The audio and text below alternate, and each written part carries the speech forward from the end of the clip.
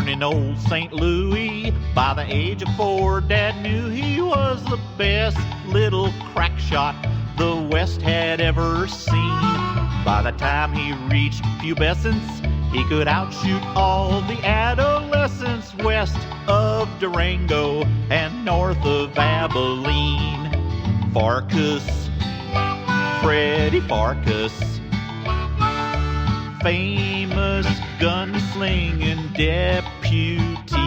Freddy Pharkas, Freddy Pharkas,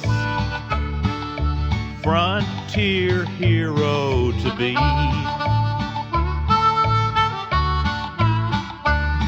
Then one day young Freddy Pharkas stared at eyes as black and dark as night, the eyes of an outlaw well known throughout the West.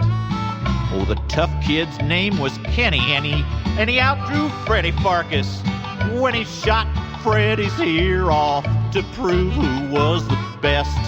Now our hero Freddy Pharkas, with wounded pride and earless carcass, vowed to the heavens to give up gunnery. He'd be better off, he reckoned, with a lifelong dream that always beckoned vessels, not pistols, and pharmacology. Pharkas, Freddy Pharkas, highest score on his SAT. Freddy Pharkas, Freddy Pharkas, 5-year college degree. After Fred matriculated, got his PhD and graduated, moved out to Course Gold and bought a pharmacy. Now he's a real prescription writer, and they don't know he's an ex-gunfighter. Locked up his memories, repressed them totally. But his peaceful new survival soon was shot to hell upon arrival of Course Gold schoolmarm, the sweet Penelope. She has captured Fred's affection, but he's scared he'll get a huge rejection. Can't bear to tell her just what he used to be. Pharkas, Freddy Pharkas, frontier pharmacist, bourgeoisie. Freddy Pharkas, Freddy Pharkas, peerless, earless, and free.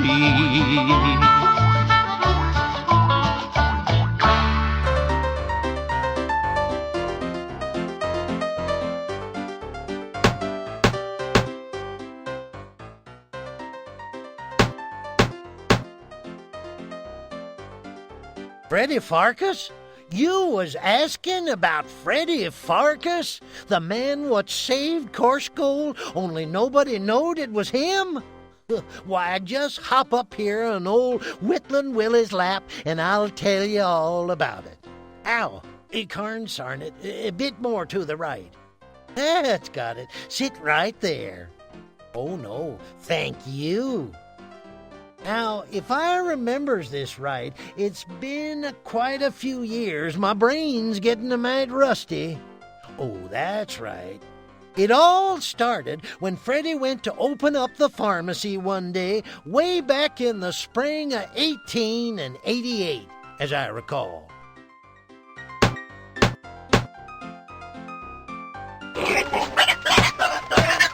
Pork chops on the hoof. You contemplate capturing the pig, but think twice when you realize that every single inventory item you have is carried in one pocket.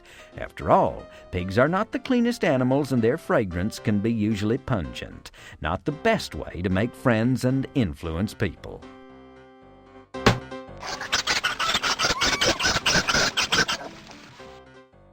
That pig is one smooth conversationalist. If only you spoke pig Latin. You are surprised to see Billy, the town handyman, boarding up the Dirty Sheet Hotel.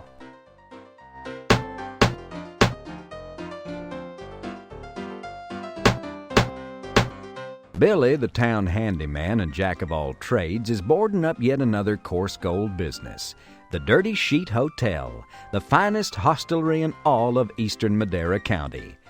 Okay, so maybe it was only the best after that other hotel was shut down, but in its day, the Dirty Sheet was really something.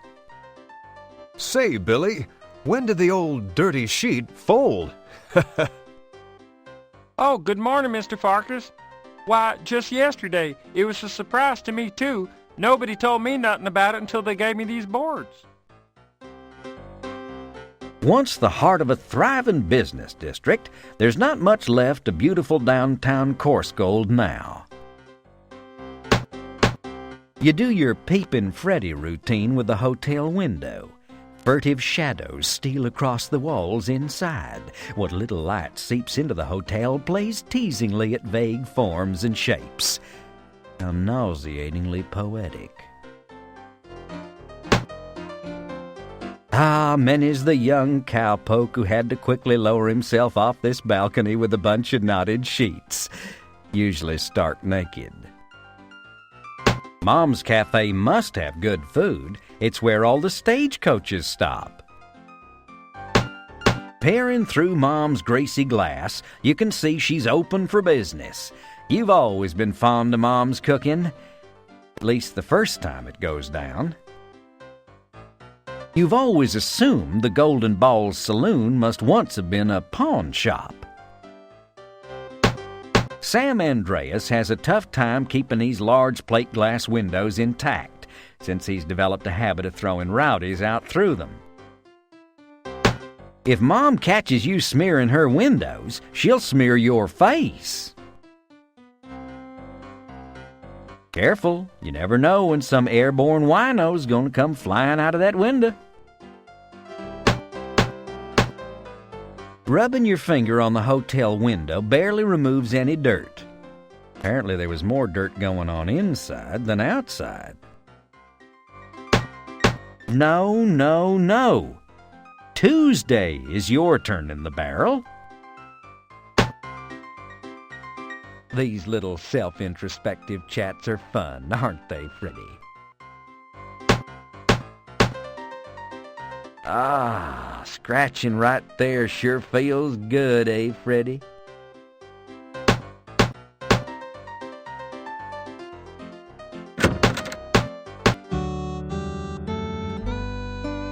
It's Mom's Cafe, owned by Helen Back, the surliest mom in the West. Mom has stored some decorative empty bottles, plates, and those unique and wonderful air ferns she bought out of Pureed magazine on this high shelf. Rumor has it that Helen Back keeps the heads of her 3 dead husbands somewhere behind the Melmac plates and dishes in that china cabinet. Homey red and white striped spotless tablecloths cover Mom's tables. This is a bottle of Mom's home-pressed apple cider. Mom is merciless to those poor apples. As she turns the press, she screams, "Die, you suckers, die!" P&W corn, firm, crisp kernels that look as good coming out as they do going in. It's an old empty can of P&W beans, the firm, crisp beans that smell as savory on the way out as they do on the way in. Helen Back, a.k.a. Mom, loves to decorate her dining room with fresh-cut flowers. But since there are no flowers in coarse gold, she makes do with these sprouted collard green tops. Helen Back, proprietor of Mom's Cafe, is better known as Mom. If she was my mom, I'd run away from home. It's Hopalong Singh, Helen's faithful cook from the Far East. He used to work as a professional chef for a chain of Ponderosa restaurants. Maggots crawling through the door and flies circling the ceiling. Hooey, what's this town coming to? Morning, Helen. Freddy Pharkas, since when are we on a first-name basis? Only my closest friends may call me Helen. You and I are acquaintances, nothing more. Therefore, you should address me as Mom. Land's sake, I'm sorry, Mom? That's better. Now, what'd you want? Well, when I remember, I'll let you know. Honestly, some people. Mom, did you know that the hotel's been shut down? Well, of course I did. Where on earth have you been, Freddy Pharkas? Any idea who did it or why? Sheriff Shift and Phineas were there, talking about it being a fire hazard and something about there being back rent owed. But I'm no gossip, don't go by what I'm telling you. Howdy, Hop. How's the restaurant business? Pretty slow.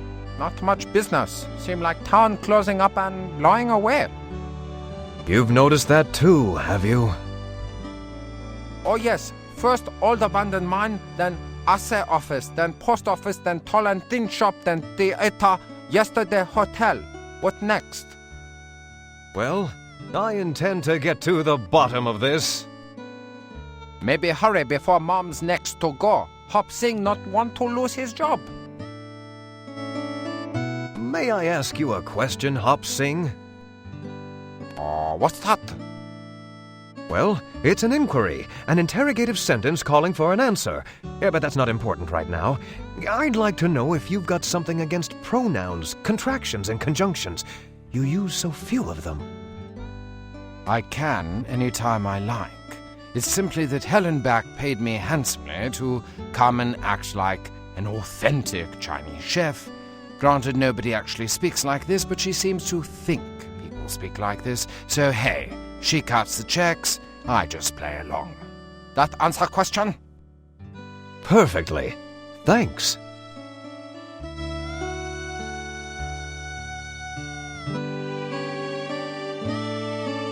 Hey, Mom!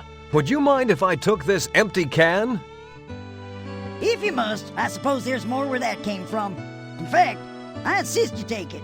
Get it out of here. I'm sick of the sight of it. Score! Flies in the summer, snow fleas in the winter. God, but I miss Missouri. You won't need any of that corn. You're getting enough corn playing this game.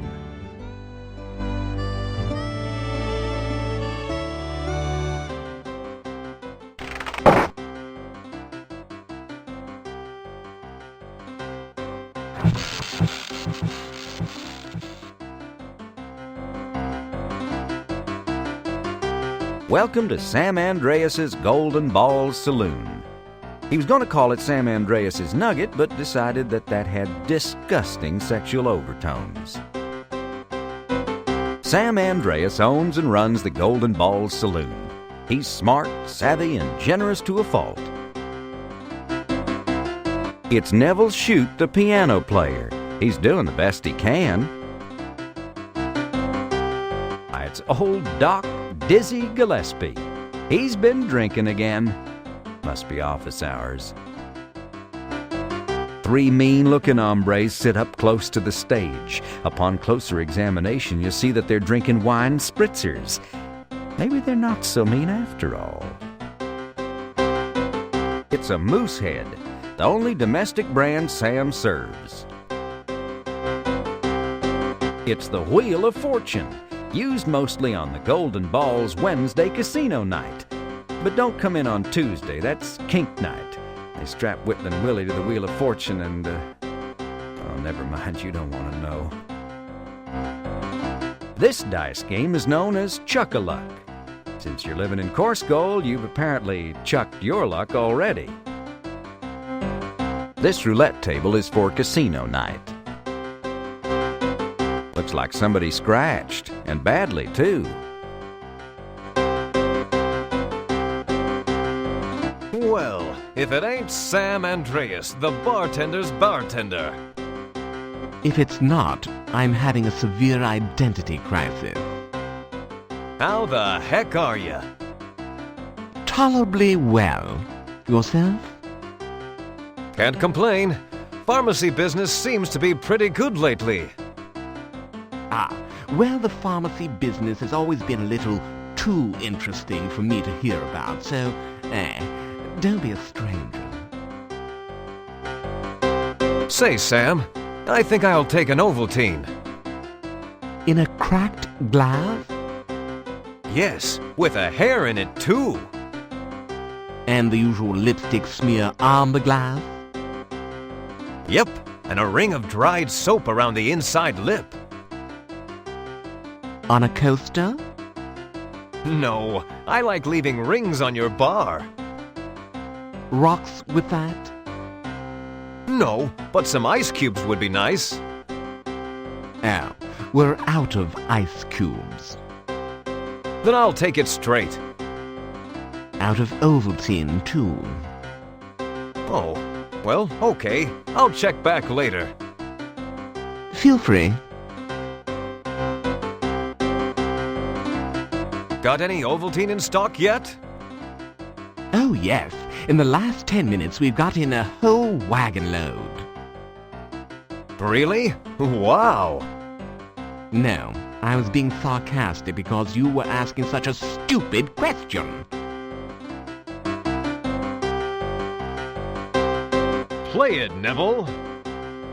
Neville, in order not to lose track of the piece he's playing, says nothing.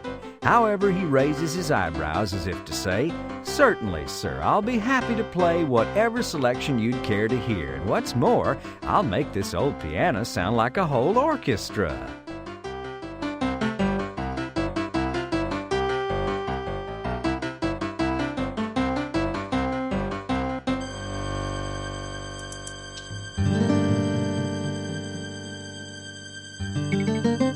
Welcome to Course Gold, strangers. I haven't seen you around these parts before. You new in town? You hear the unmistakable sound of grinding and cracking teeth. You hear the splitting, tearing sound of 6 severely chapped lips curling up in ugly sneers. You hear the pop of knuckles as 3 trigger fingers flex in readiness. You decide your friendly, offhand comments have been misinterpreted. Doc! Hey, Doc! Huh? What's that? Are you drunk again? Me? Drunk? Never. I'm as sober as the day I was plowed off my ass. I mean, the day I was born. Don't you touch me, Freddy Pharkas. I'm sterile, and I don't need your help. Okay, Doc, just take it easy. And Happy New Year to you, George Bailey. In jail. Oh no. He thinks he's Lionel Barrymore. It happens once in a while.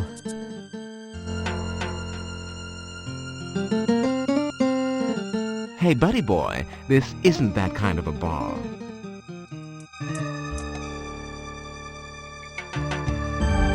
You pick up the whiskey glass. Score! It's way out of reach, just like prosperity.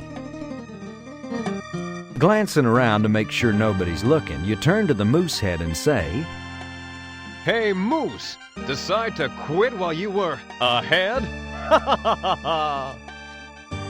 You chuckle quietly until you hear the Moose reply, Hey buddy, you're really funny. Why, that's the first time I've heard that joke. Today.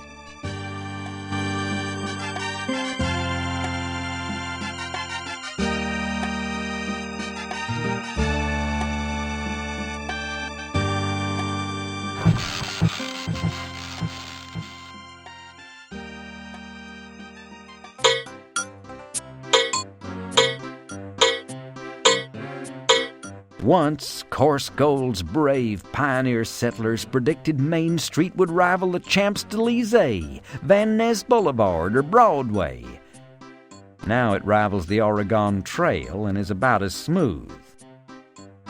Here stands the only bank in town, the First Bank of Bob. The founder must have had a hard time coming up with an original name for his establishment.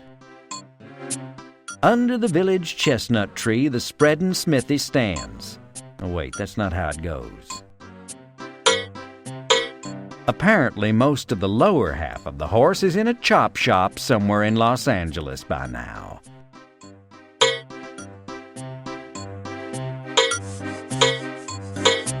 Balance Street leads to the north side of town between the bank and the saloon. Here stands the only bank. Matt Shaker is shaking his doormat out the window again. It's best not to walk underneath.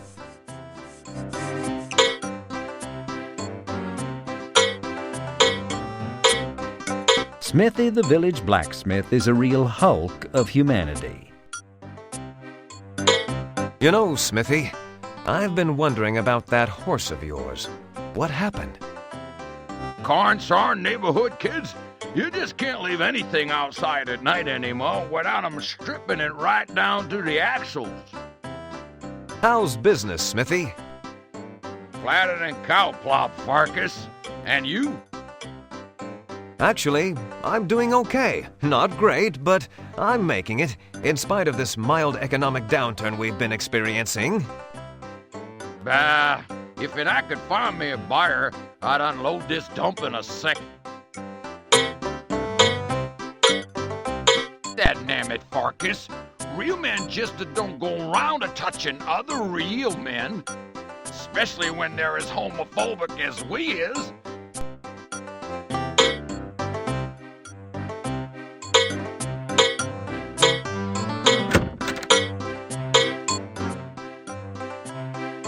This authentic mohair rug is much like the one P.H. Balance wears on his head. After all, he needs much mohair than he has. You see the green flocked wallpaper, rough-hewn wood floor, and tin tile ceiling of the Bank of Bob, Course Gold's first and probably last financial institution. There's a register here for new customers. If they sign in, they'll get all the usual brochures prompting them to take advantage of the Bank of Bob's home equity loans and other really smart investments. It's a velvet mural that depicts the driving of the Golden Spike as performed by a toreador and a couple of children with really big, sad eyes. A masterful portrait of P.H. Balance's father, Bacillus Ophiclid Balance, or Bob for short. It's got a little plaque. Apparently it doesn't have time to brush between meals. The vault door is 2 solid feet of case-hardened high-carbon balsa wood, painted gray to look metallic and fool would-be bank robbers. Phineas H. Balance has cleverly situated a newfangled box camera up in the corner to photograph customers. Only trouble is, most customers don't stand in place for 15 minutes.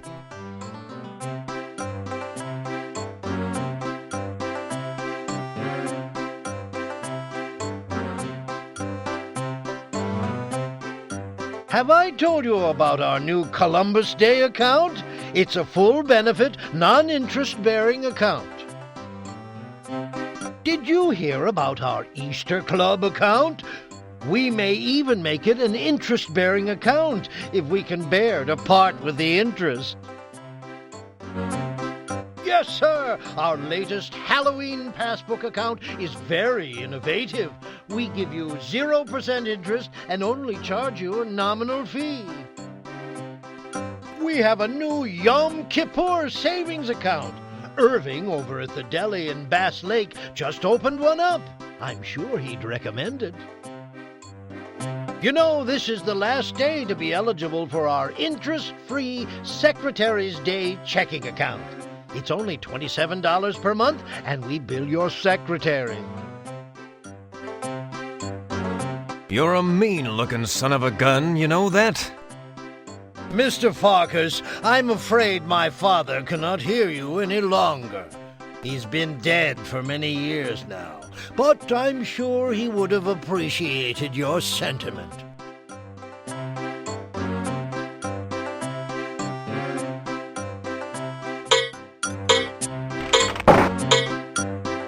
Henny penny she ain't.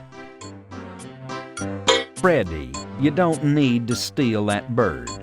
You can buy one for chicken feed.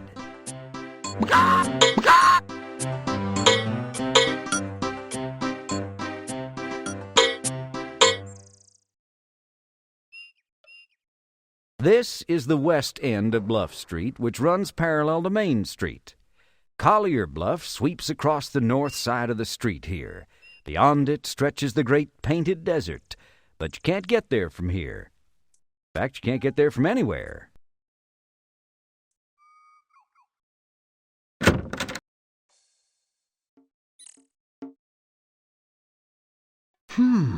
Not much privacy, but the ventilation is excellent. Reboot Hill isn't very creepy. The Coarse Gold Founding Fathers Cemetery Committee couldn't afford creepy. But creepy costs extra. Perched on the top of the post is an angel, her arms outstretched. At the base of the statue is a small plaque which reads, "I love you this much." Couldn't you just surrender your lunch? Aha! You'd always wondered where Jim E. Hoffer was buried.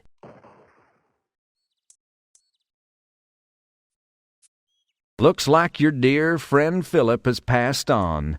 Gee, it seems like only a day or two ago you filled a prescription for him. Uh-oh.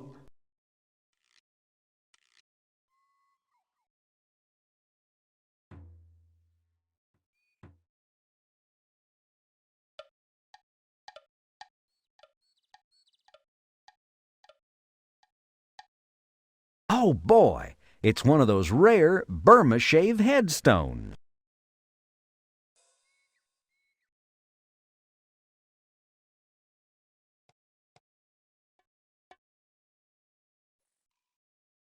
Reboot Hill is the tall stone fence posts are pebbled and worn from years of rain, wind, and tourists.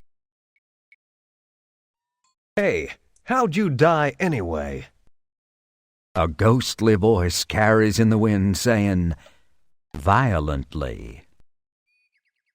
All right, tell me something only you dead guys would know.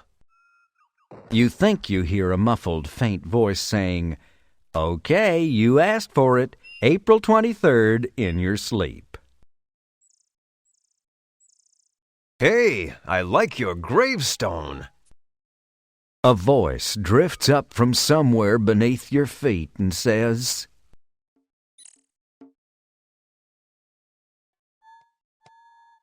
How's the weather down there? A voice filters up, "Rotten." Hey, is there life after death? There's no answer.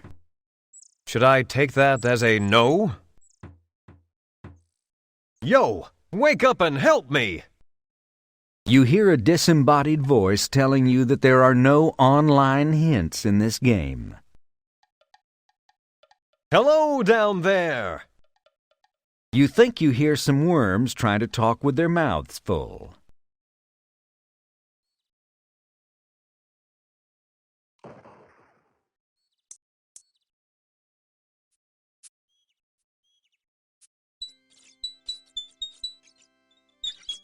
Reboot Hill.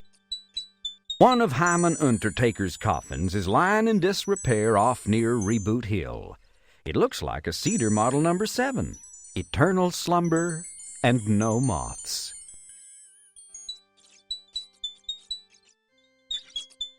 These little self-introspect.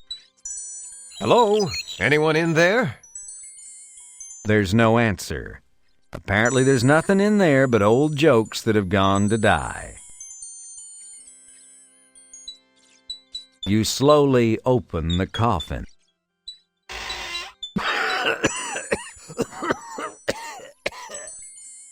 Say, you ought to do something about that coffin.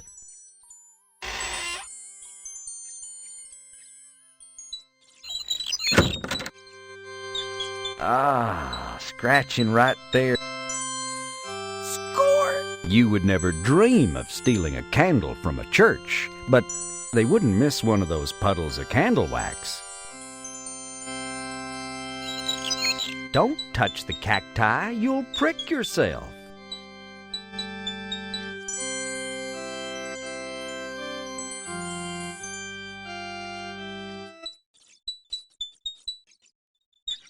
This is the eastern portion of Bluff Street, so named for scenic Collier Bluff.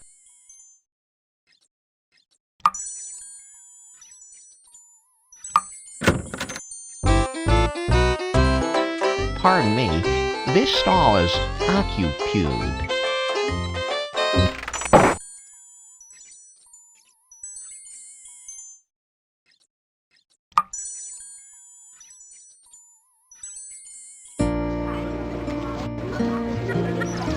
It's Education Lane, which reminds you of a little joke.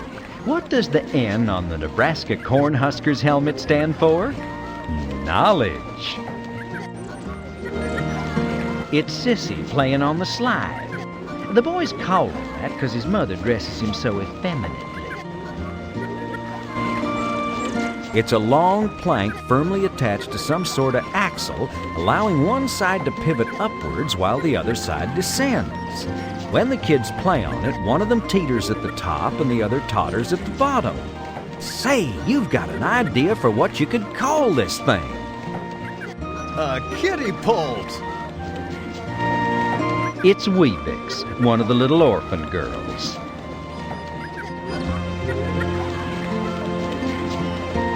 Penelope keeps this door locked all the time to keep the kids in and the rabble out. Thank goodness there's no such thing as a fire code yet. It's one of the young townsboys, diligently trying to make his point. In this case, it's a 6.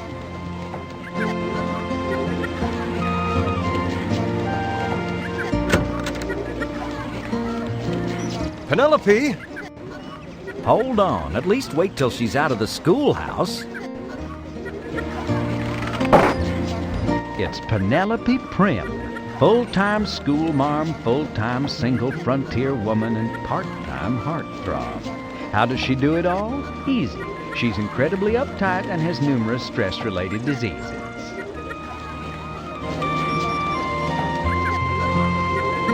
Penelope! Freddy, how nice to see you. Did you leave work just to come see me? Yeah. Just being able to look at you makes my days seem to fly by. Penelope titters and tilts her head coyly. Oh, you do know how to flatter a girl, don't you? Now you get back to work so you'll have enough money to take me to the Sadie Hawkins Day dance next week. As you wish, my lady. Oh.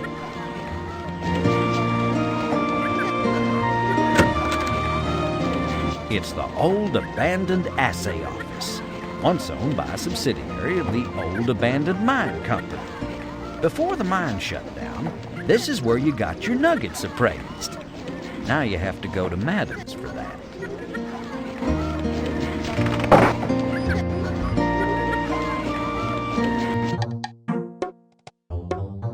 It's Dominic, one of your part-time Native American employees. He works under the professional name Runnin' Gag. The union told you that you had to have a cigar store-style Indian out in front when you opened your pharmacy. But since there were lots of out-of-work real Indians in the neighborhood, you decided it would be politically correct to hire them. Morning, Dominic. Morning, Freddy. What's new? Let's see. I finished reading A Century of Dishonor last night. Quite impressive. That Helen Hunt Jackson really knows how to evoke an image of the white man's treachery. Do you know how many treaties your people have signed and then broken in the past 20 years alone? Excuse me, I heard someone calling me or something. This is one of the eastern legs of Main Street. The sign says PP's Playhouse, or it used to anyway. Now it looks more like PP's Dlayhouse. Leave it to the wrecking crew. The sign says Tall and Thin Shop, and hey, it's right. That's just about the tallest and thinnest shop you've ever seen. Someone with a higher IQ than most of the folks in town correctly painted sheriff here.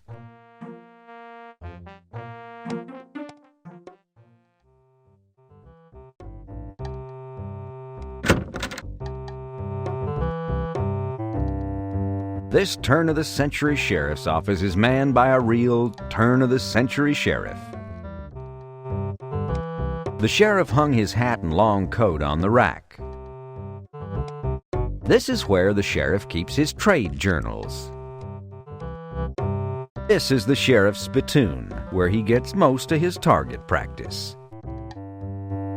That's an old trunk dated back to the 1870s. Actually, in that case, it's pretty new. Those are the sheriff's 6 guns.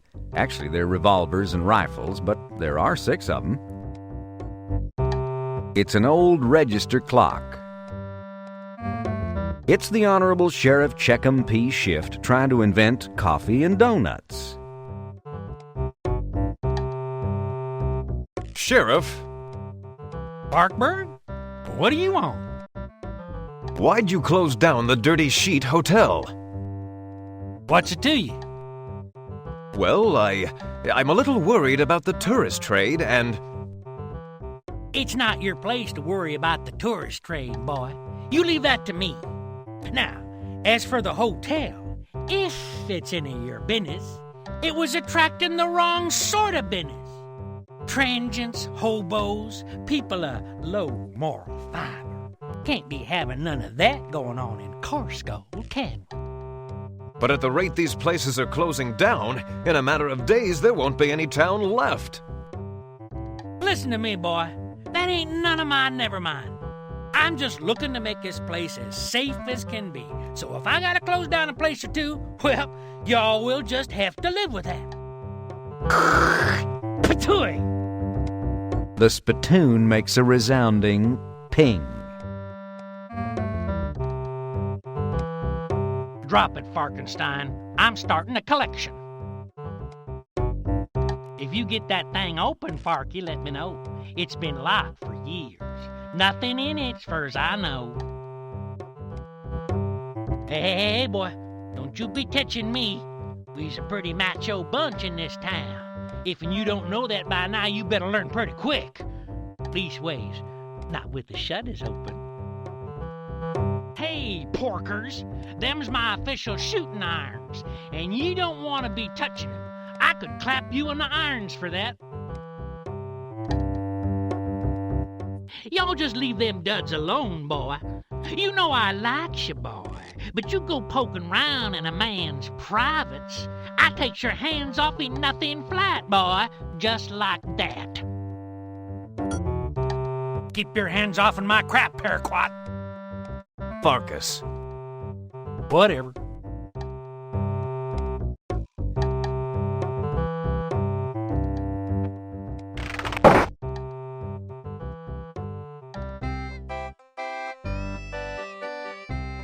The sign says O'Hanahan's Barber Shop. Peering through the window, you think you see a barber inside. You wipe a smudge of something off the window. Hey, this isn't road dirt, it's hair oil.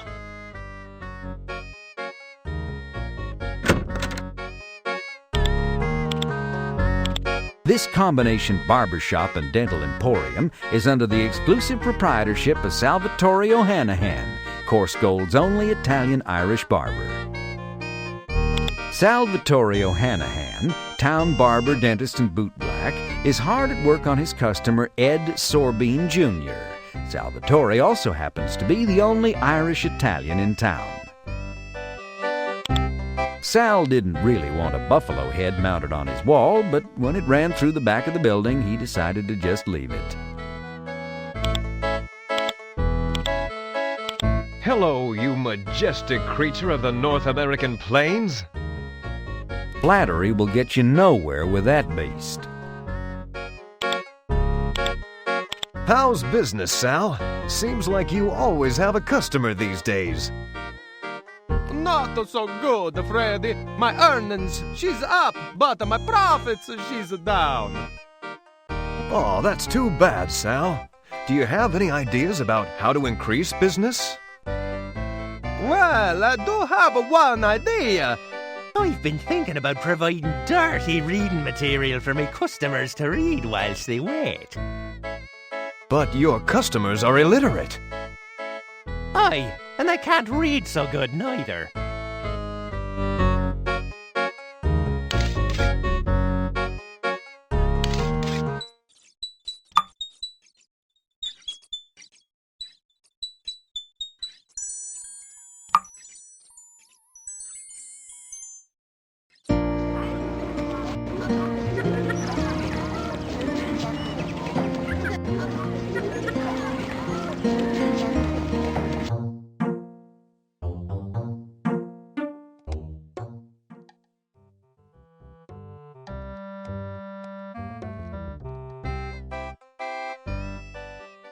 This sign says Chesterfield's Mercantile Company.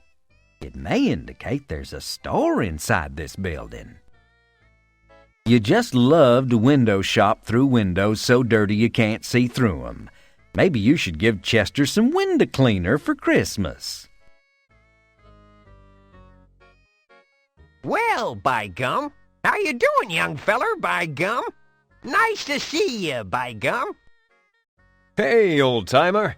Ain't seen you around in a dog's age. What are you up to these days? What does it look like I'm doing, by gum? I'm trying to sell gum, damn idiot. Old Pete's been around since the gold was here. He and Willie are the only two codgers left. Now, don't you try it. I'm right ticklish.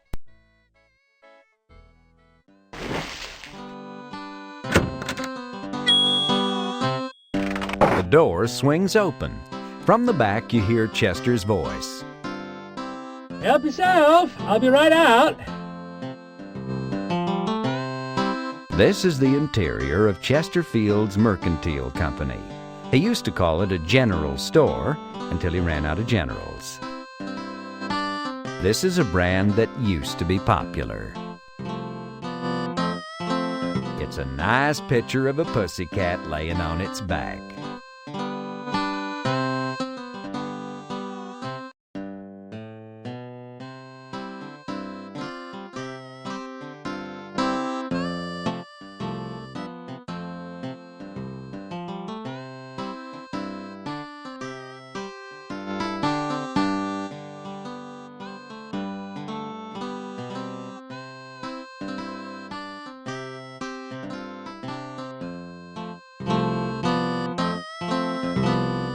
It's Whittlin' Willie.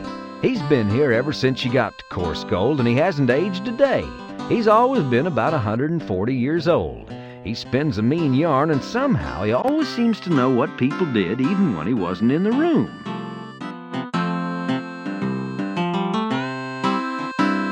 Hiya, Whittlin' Willie.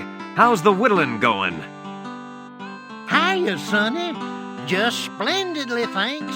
I'm working on an old dead beach whale. It's going to be my best work to date. Will it be for sale? Will it be for sale? No, it ain't going to be for sale. I'm an artiste, dagnabbit. Besides, if I hang on to it for a while, maybe it'll be worth a bundle someday. Now scram. Don't be jostling my arms, son. You'll mess up my whittling.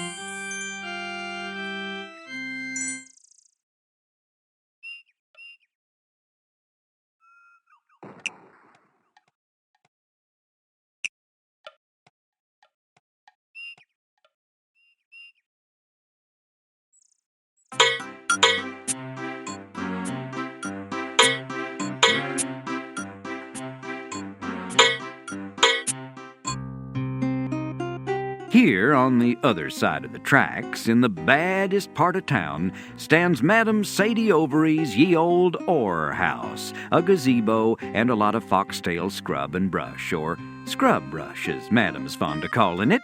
You can also see parts of Main Street off in the distance. Located on this rocky hillside is Madam Overy's place of business, a custom-built bawdy house built in the fashion of the pastel Gothics. Of course, they had to get the rocks off the property before they could build here.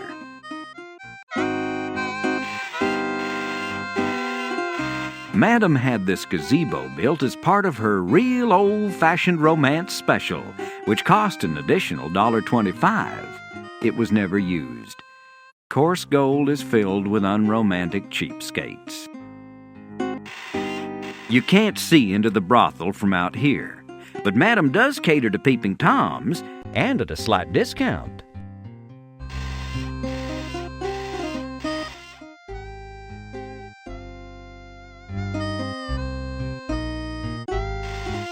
Fudd's first law: if you push it hard enough, it'll fall over. You consider writing "wash me" with your finger in the dirt on the glass. However, Madam would never guess you meant the window.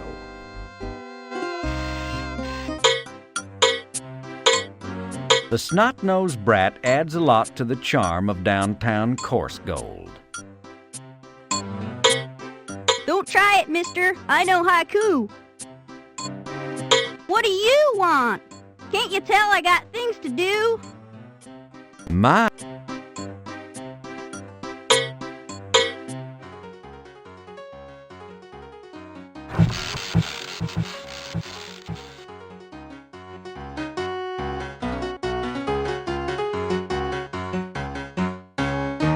Doc, you're not writing prescriptions while you're drunk, are you? Oh, no, never. I'm a responsible individual with an imperfect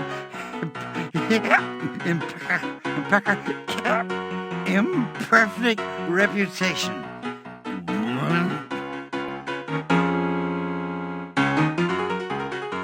Doc? What? What's that? Oh, I swear, it's an established medical procedure.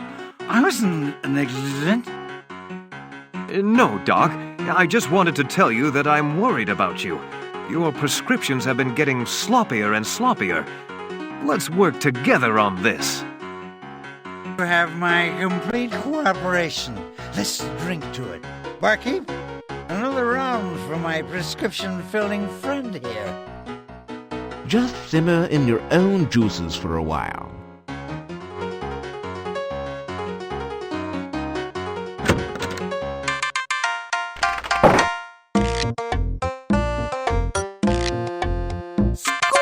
You surreptitiously swipe the elixir, looking around to see if anybody's watching.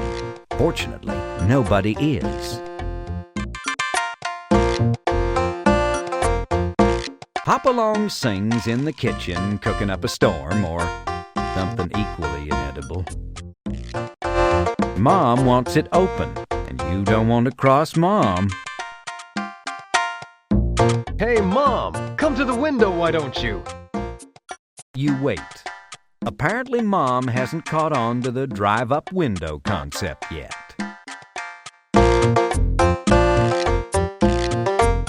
Howdy, Hopalong.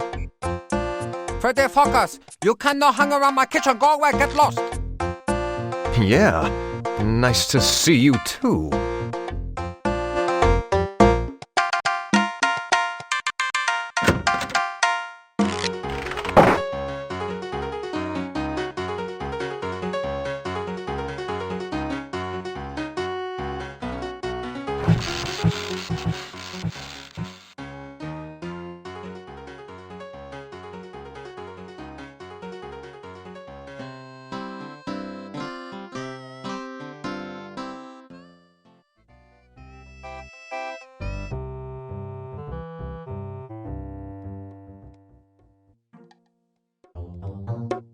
The pharmacy door is locked. This ain't Mayberry, partner. Hey, This looks just like the key to the front door of my pharmacy. The door key's got a nice heft to it. Dadgum's magic elixir is positively guaranteed to cure myopia, melancholia, the vapors, congestion, consumption, malaria, piles, shingles, rickets, leprosy, bubonic plague, gout, bursitis, arthritis, and the galloping cruds. 190 proof. Obvious in advertising is still years in the future. You open the bottle and take a long, deep whiff. The cilia lining your nose curl up and fall out. Your sinuses start to drain, your eyes begin to water, and your face turns red. Say, this stuff is really effective.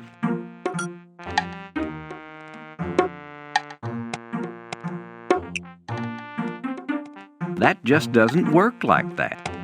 Score! You unlock the door. Ta-da! 500 points. You're halfway through the game.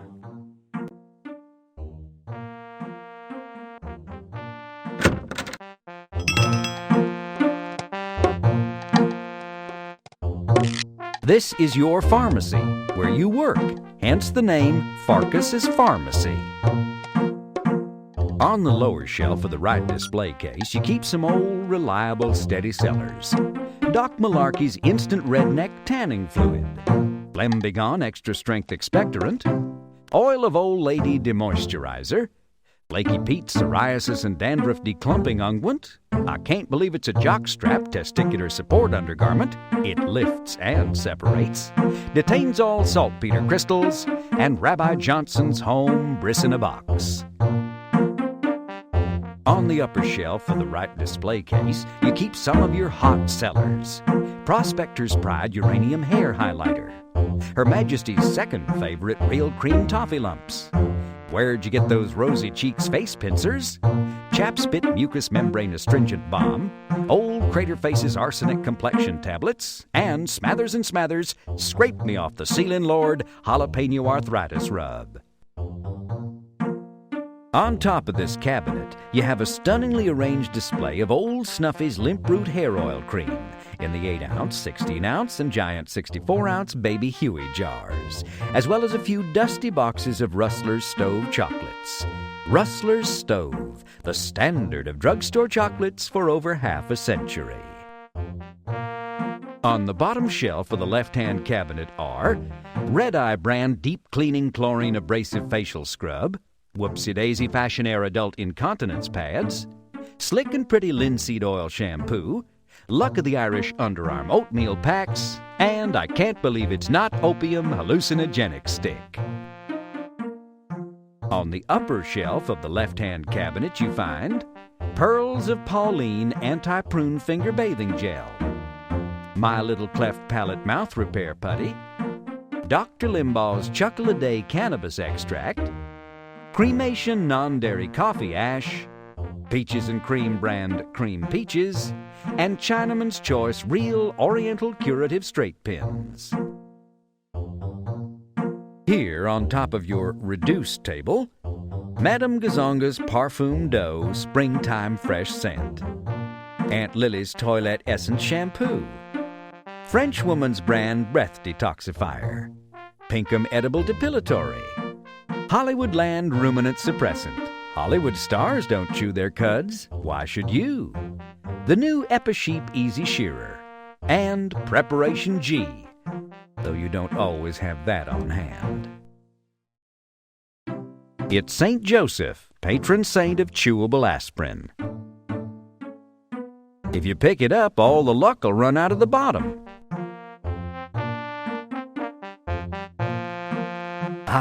Your diploma from the University of Hicksville School of Apothecary Sciences and other good guesses. The old alma mater. What memories. It's the president's wife.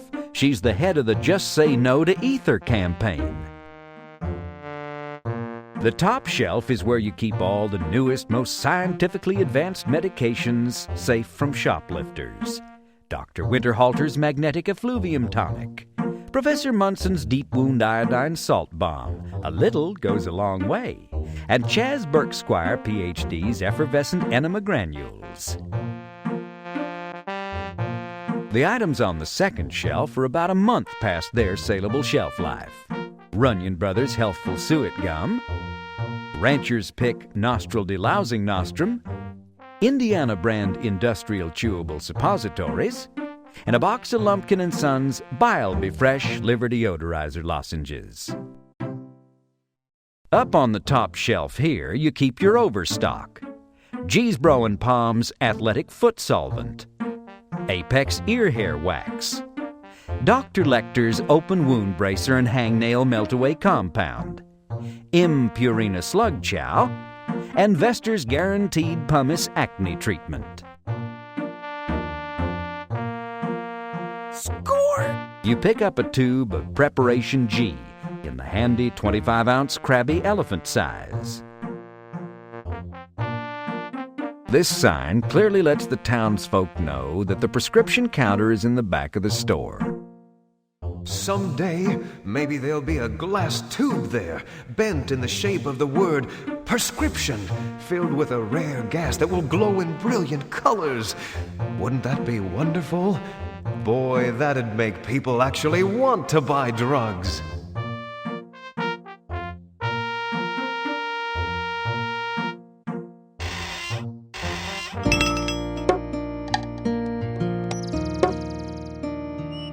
Frederick! Why, Miss Prim, you sure are looking purty today. Now, Frederick, you may call me Penelope if you please. After all, I think we're to that point in our relationship. She must be talking about the hayride you both went on last month, or the square dance you both went to last week, or the cow tipping expedition you both went on last night. Well then, to what do I owe the pleasure of your company this fine morning? Oh, this isn't a social call, I'm afraid. I have this rather important prescription Doc Gillespie gave me. I was hoping you could fill it as soon as possible. My pleasure, Penelope. I sure have been having a swell time with you these past few weeks, Penelope. Why, thank you, Frederick. I have too. I do believe I have a growing affection for you. That's sweet of you, Frederick. I think you're very cute. For a pharmacist, that is. Considering you've only got one ear. And you're scrawnier than the other men in town. She thinks I'm cute. She really thinks I'm cute. How's school, Penelope? Oh, how I love filling those impressionable young minds with knowledge, their eager faces turned upward in the quest to learn. It's so satisfying. I was wondering if you were going to go to the Rotary Club luncheon next week, and if so, if you had anybody else to go with. Forgive me, Frederick. I do so hate to be short with you, but I do need this prescription. Otherwise, I'd love to stay and chat. Please don't think me impertinent. Oh, not at all. It's my fault for prattling on so. I'll get right to it.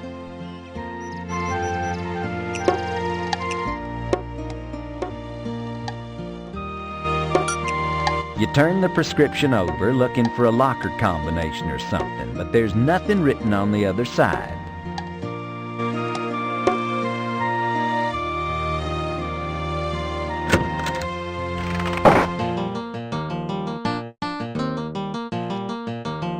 This is the cozy little back room of your pharmacy where you do your heavy thinking.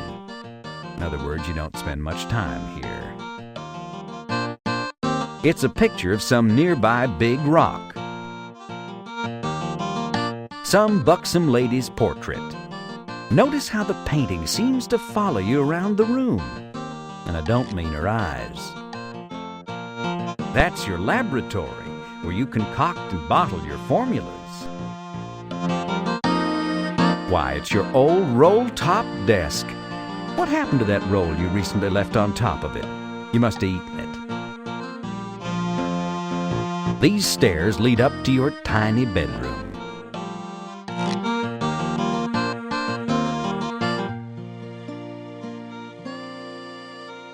You stumbled onto this big old dresser at a moving sale and broke your toe.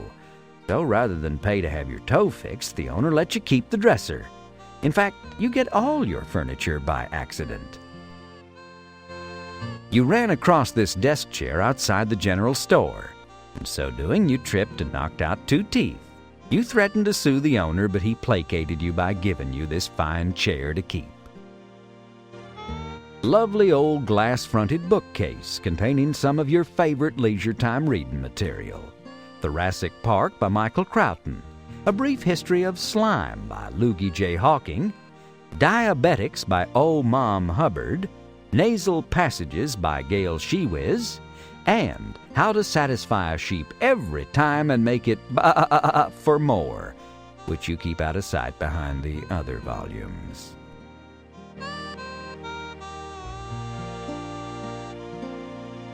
While window shopping in Chowchilla, your eye fell on this plain but serviceable nightstand. They got your eye back in, but the owner didn't want to touch the nightstand anymore, and he let you keep it. It's your seamy, pasture-pedic, 100% rawhide-filled mattress. You bumped into it at a sidewalk sale and fractured your shin. They let you take it home, which was cheaper than paying to have your leg fixed.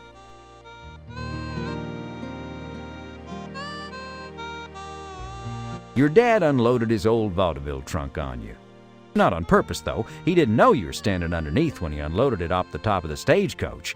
Ever since then, you've had brief blackouts. But what the hey? Free trunk, right? You picked up this old armoire at the farmer's market.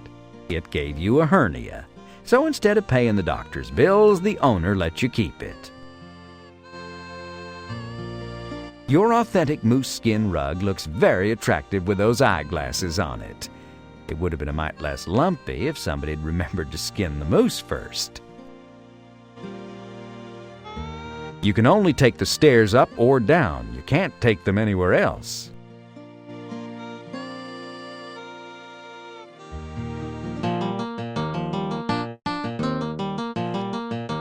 You study Penelope's prescription and prepare to carefully fill it. You wouldn't want to make a mistake with her medicine.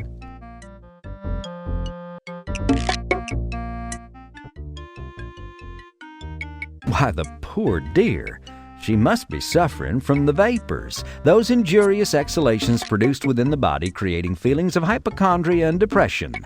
Her prescription is in Doc's usual scrawl and smells of whiskey, so you know it's authentic.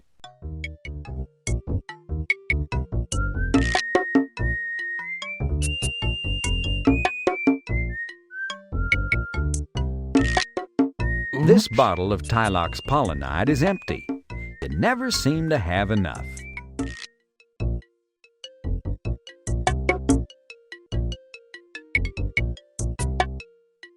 This is where you concoct all your potions. This is where you can...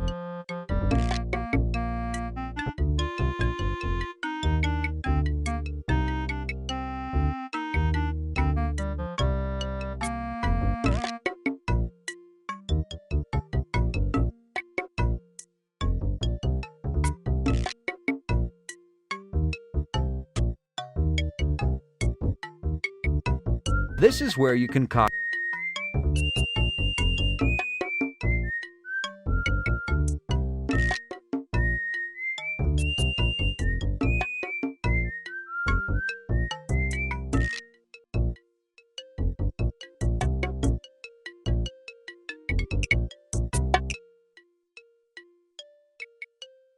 Why, the...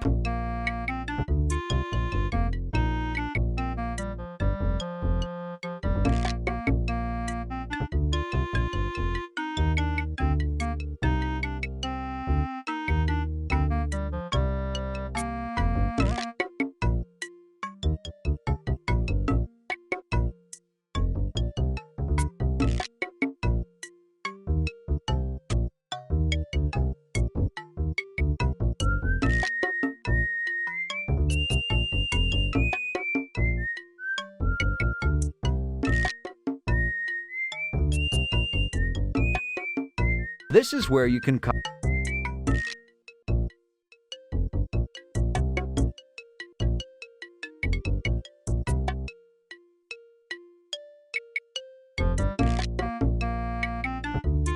You carefully label the container Miss Penelope Prim for internal use only.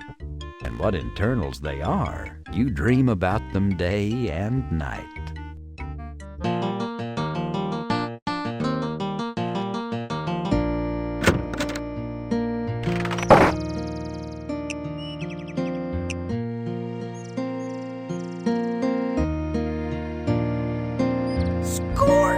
Thank you, Frederick. This looks perfect. You are a scholar and a gentleman. Aw, shucks. I'm just a poor pharmacist trying to please my favorite customer. Will I see you again soon? I think that can be arranged, Frederick. See you soon. I'll be waiting. So long now, Penelope.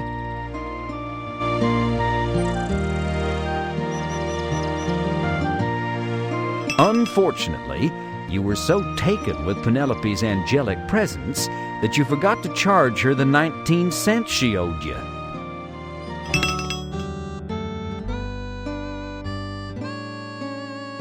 Good day, Freddy. Freddy Pharkas.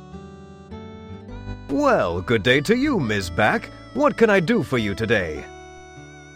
Well, Freddy Pharkas, Doc Gillespie, that no-good gin-soaked sod no lush, wrote me this damn prescription that'll probably cost me an arm and a leg. Here, take it. The rot gut from that old wino doctor is making my new ensemble stink to high heaven, I want to tell you.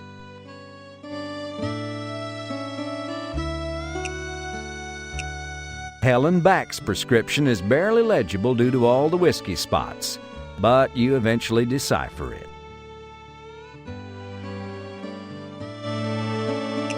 You hold the prescription up to the light to see if you can see any secret messages, but nothing is visible.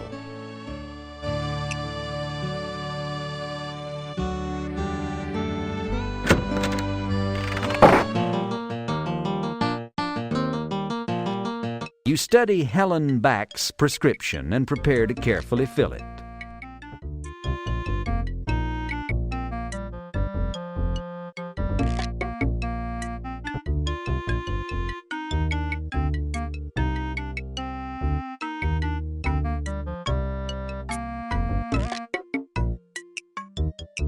Helen Back's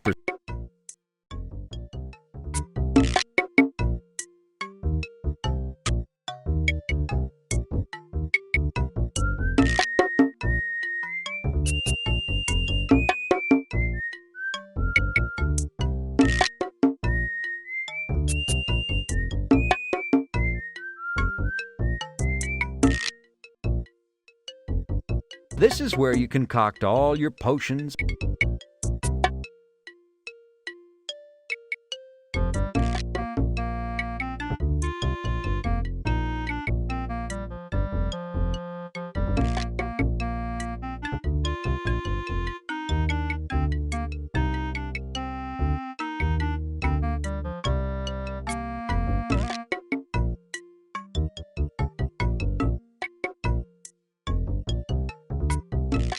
This is where you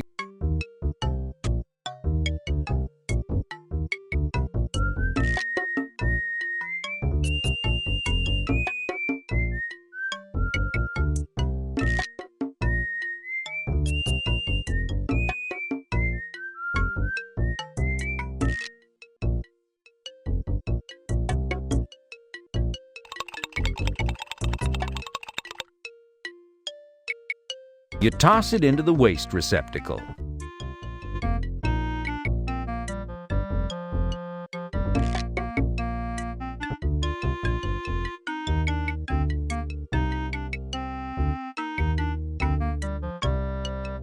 This is where you can place the pills into a medicine bottle by clicking the bottle on the pills.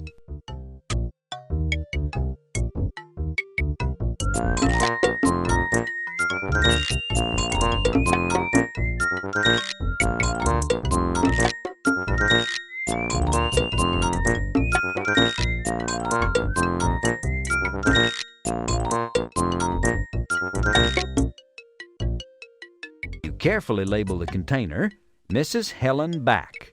Take 3 times daily just before meals.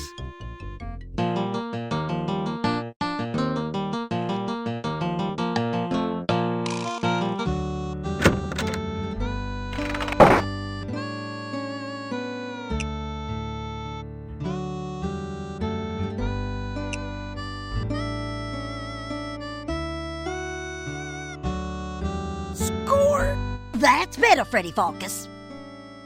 That'll be 22 cents, Miss Back. Y'all just put it on my tab. I don't have it with me right now.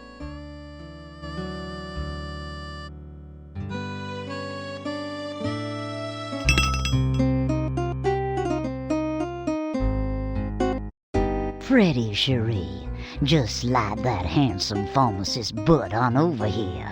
I got something I need from you. Morning, Sadie. What have you got? Well, I got a prescription here I need filled. Something that'll increase my womanly powers, if you know what I mean. Be a dear and fill it for me right away, won't you? I simply can't wait to try it out. Your wish is my command, madam. You take the prescription from the madam. What a busy morning.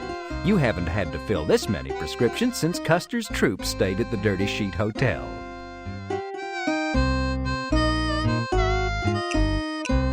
This prescription is impossible to read.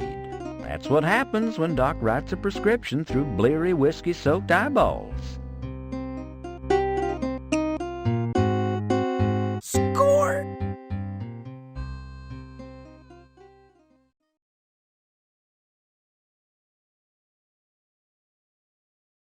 Ah, now you can see this prescription the way Doc wrote it.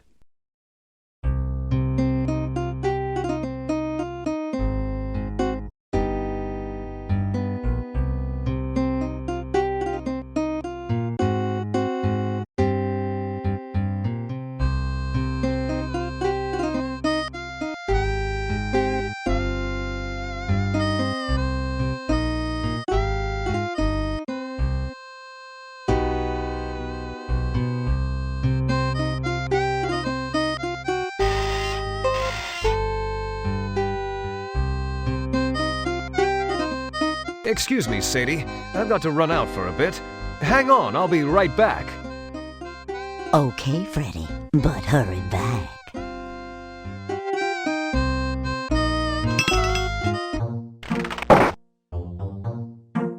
It's Herbert, one of your part-time employees.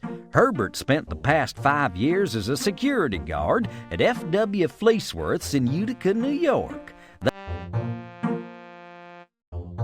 Herbert, how's it hanging? As usual, Mr. Pharkas. Permission to speak freely? Of course. I've had an offer from a bank in Scottsdale. They'd like me to stand inside the lobby and hold checking account brochures. How much are they offering you? 5 cents a day, plus a commission on the brochures. Let me look at the books and we'll talk in a couple of days. I don't want to lose you. Thank you, Mr. Pharkas. I don't want to lose you either.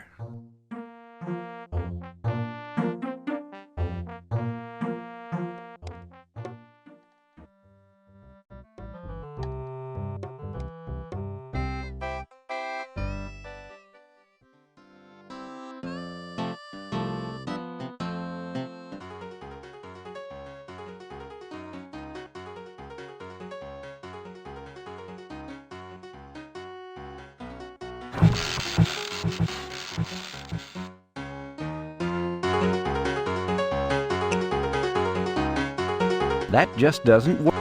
They don't want it.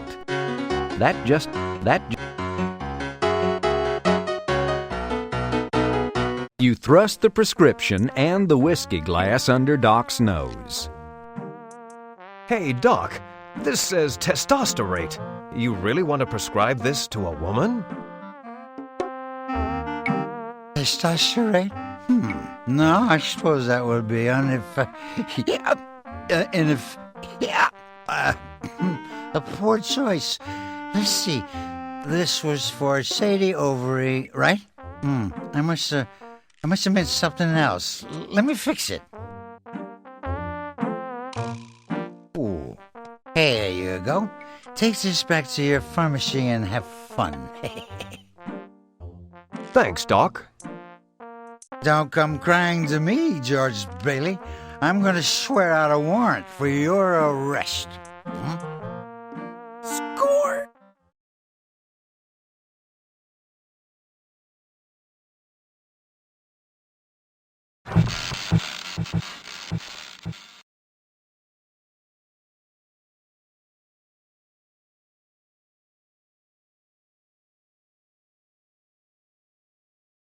That's Mrs. Tucker, one of the respectable women of the town. Respectable meaning she don't sell it. Please, you always go shoving people? I didn't shove you. Well, I accept your apology. Nice day, ain't it?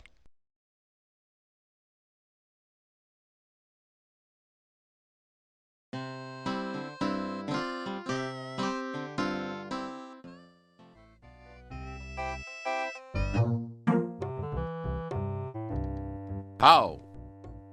Yeah. Time for you shift over. Oh, please. You've been reading too many dime novels. Stop talking like that. Just trying to please the tourist, Herb. Sure, tourist. Whatever. See you later. I'm going to go soak my corns. My people call it maize. Jeez.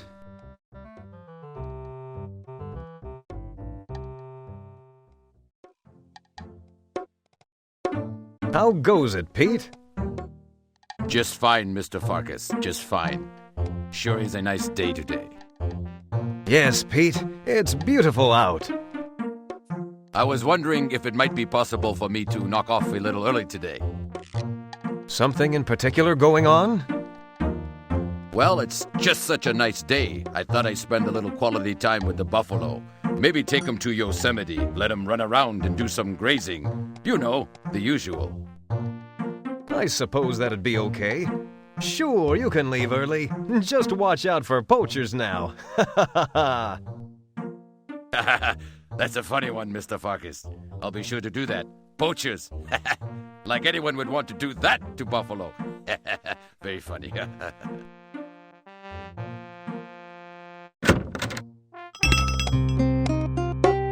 I'm back, Sadie. Sorry for the delay. I just had to check out a few things. Perfectly okay, Freddy, hon. I was just admiring the way you display your goods. Look who's talking.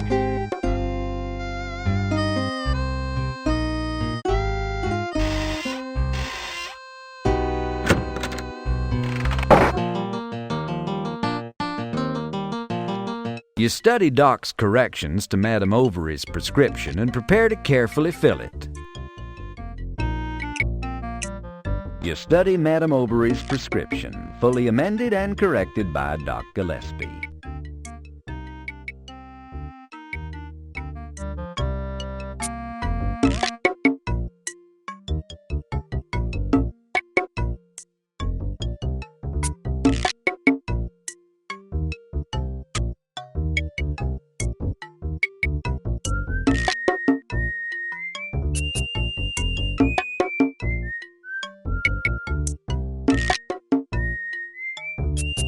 This is where you concoct all your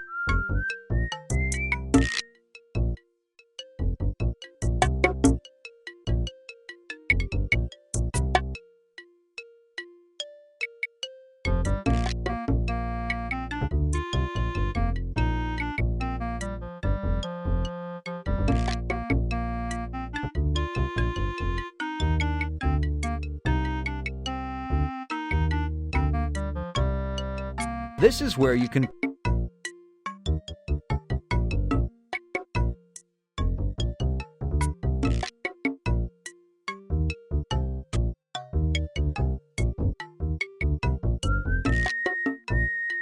This is where this is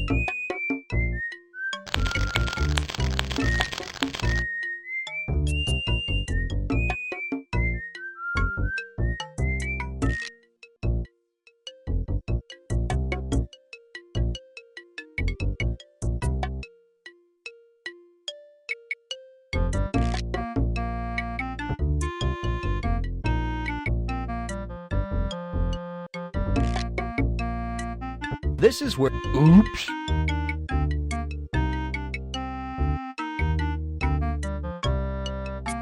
This is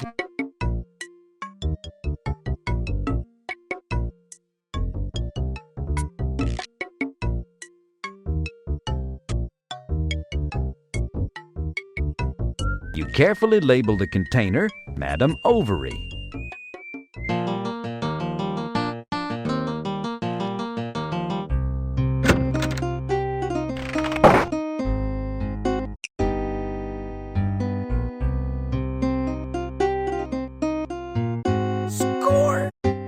Merci, Freddy dear. That's gonna be 22 cents, Sadie, but for you, I'll make it 19. What do you say we just sorta take it out in trade? I'm a mite short this week. Well... Why, thank you, Freddy. Ooh, you sweet potato pie. I'll catch you tonight, maybe, huh? Au revoir.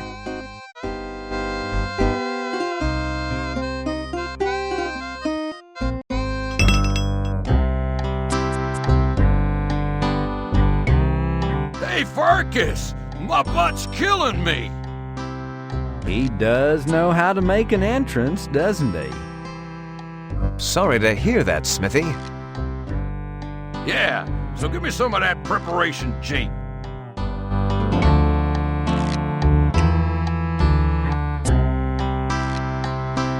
Score! That'll be 15 cents, Smithy, but I don't suppose you can pay me. Are you saying I can't pay my bills fair and square, Farkas? Well, yeah, I'm gonna settle up tabs with you anyway, since I'm leaving town. Here's what I owe you. Smithy pays you his tab. A whole $4.87. Holy moly, a windfall. You're rich. Well, kinda sorta. And if you takes my advice, you'll get out of this town, Farkas. Sheriff's closing people up right and left. Something stinks. And I mean them horses, 'cause they're farting up a storm, I'm a-telling you. That was like to pass out. Somebody must have put something in their feed. I don't know what, but I tell you, don't go striking no matches out there. Good luck to you, Farkas. You was always one of the good ones. Good luck to you, Smithy. Your strong back and gruff but good-hearted demeanor will be sorely missed. But you was a strangin'.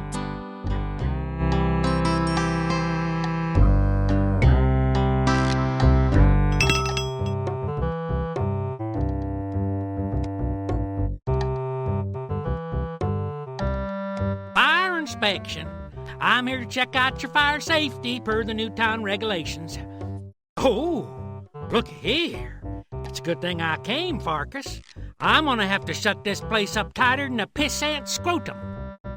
But, Sheriff, how could you? What's the charge? I haven't done anything wrong. Fire hazard, my boy. Fire hazard.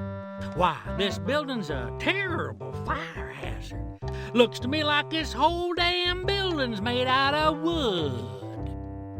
But, Sheriff, every building in this town is constructed of wood.